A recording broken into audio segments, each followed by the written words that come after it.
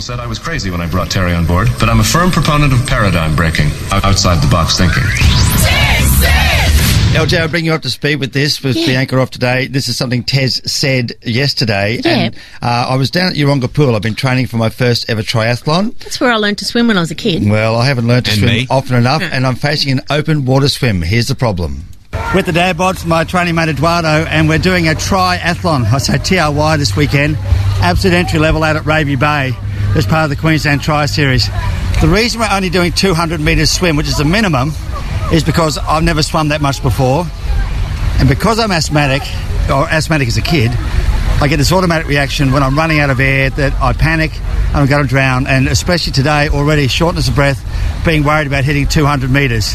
Of course, on the day, the water won't be clear. There'll be people swimming around me. There could be people starting behind me, swimming over me. Whoa. And my other minor concern, it's on the edge of Moreton Bay, and I'm the biggest, roundest, slowest, tastiest thing in the pool. Tezza, listen to the stress in your voice. Well, the stress had got to the point we didn't think we'd ever hear on this show. Yesterday, after the show, I underwent clinical hypnotherapy, and the results were amazing.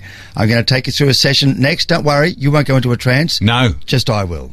Bianca, Terry and Bob, it's 11 past 8 at 97.3 with Lisa Jane, LJ filling in for B this morning. It's not spooky music. I know. I'm doing this with a little bit of levity because you're the biggest cynic I've ever met. You don't believe in astrology. No. You don't believe in people like John Edwards. No. And I'm just watching the furrow in Terry's brow as he confronts his fear in front of thousands of people. To have you seeking the counsel of a hypnotist is pretty unusual. Well, there's a clinical hypnotherapist and psychotherapist. Her name is Lorna Jackson, and she came in after the show this morning. I'm facing an open water swim this weekend at Raby Bay, and you just heard all the different things about being swum over the top of and murky dark water and different things that have been freaking me out to the point where, although I've trained a great length, probably, I think we swum, about 50k or something in a month. Or wow, that might be 5, I'm not sure. But maybe 500 metres, but anyway. This panic sets in, which I thought was based on my asthma as a kid. Yeah. And I've just run out of breath. And, of course, you can't swim any distance if you're running out of breath. So for all those who've been like me and never thought they'd undergo hypnosis, and there have been Hanson's been hired because we're hard to hypnotise. My sister used to get jobs at UQ, being for the students there. So I hypnotised her. She said, no, you didn't. Lorna did talk me through it at the start, and basically all I needed to do was follow her voice. So in your mind's eye, I'd like you to imagine for me like you're drifting away from this room. Imagine that if you were just walking down a corridor and there's doors on both sides of the corridor. Now, one of those doors has a sign on it that says deeper and deeper. In a moment, I'm going to click my fingers and you can go through that door. And that's how you get there. You get into a hypnotic sort of trance state. I was still aware I was in the room. I was listening to a voice as it went along. Yes, Terry. She did say I'm a pretty good visualiser, and I am. Yes, I can imagine and remember stuff like there's no tomorrow.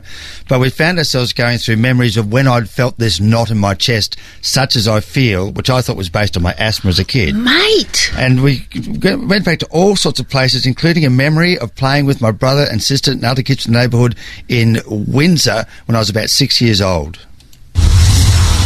There's a big water pipe. How old are you now? I must be 6. You're 6. Are you there with someone else? Yeah, my brother would have been there. My older brother's brother, there? He would have been there. You just walk across the pipe. Let's all go. Let's just go. Let's just walk across this pipe. And we're just going to come on. Just walk across. Just walk across. And how are you feeling? I can't walk across that. You can't? I feel like I'll slip. You were 6. That's okay, little 6-year-old, Terry. Yeah, I know. Little 6-year-old didn't know. But the thing about me was I was never very physically positive, physically confident as a kid. The significance of my brother being there, he was very physically confident.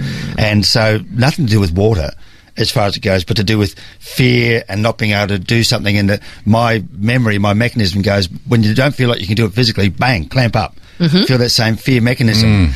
So what Lorna did is that she got me to go through other parts of myself where I've been very confident, having been a stand-up, having achieved things as an adult, and go back and revisit that person. I see confident kids. I see them all around me. somewhere I want to get past. If I could just get past this. Right now, I'm going to come back and talk to the part of you, Terry, this adult you, the adult you that's done so many things in your life and would be there to support someone who was really upset and feeling sad. That part of you that's a good dad, that's a friend. Tell me, if you had someone in your life that was really upset and scared, what would you want to do? I'll tell them you don't have to do it. I'll tell them we can find another way. It's interesting, Tez. Now, to all this time, I've been physically feeling really heavy, super relaxed, but very, very heavy right the way down. And having found this confident reassurance, Lorna then just brought me back as a 2, very slowly, counting very slowly back to 5, with this confident sort of feeling. And as she did, I felt lighter, and I felt all those positive feelings of the positive sides of myself, and we found the visualisation that's going to take me through the water, the dark, murky water with all the other people on Sunday. If you could imagine like a fish or some sort of sea creature that you could identify with, what would it be? What would that be? A dolphin. A dolphin? Yeah. So I want you to just think of the dolphin now. That's an awesome image. I want you to be that dolphin. I knew it. I knew you'd do that, Bobby. I knew you would. But I tell you, I feel stronger based on the strengths I've got in my own life. I feel lighter.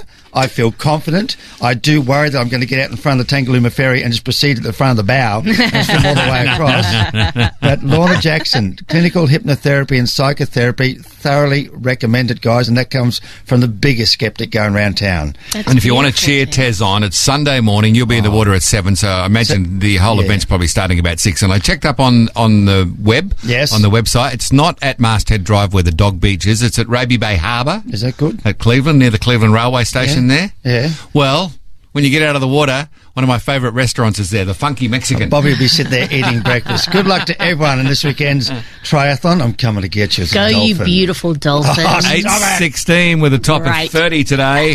Good weather for dolphins. Don't ask for my star sign.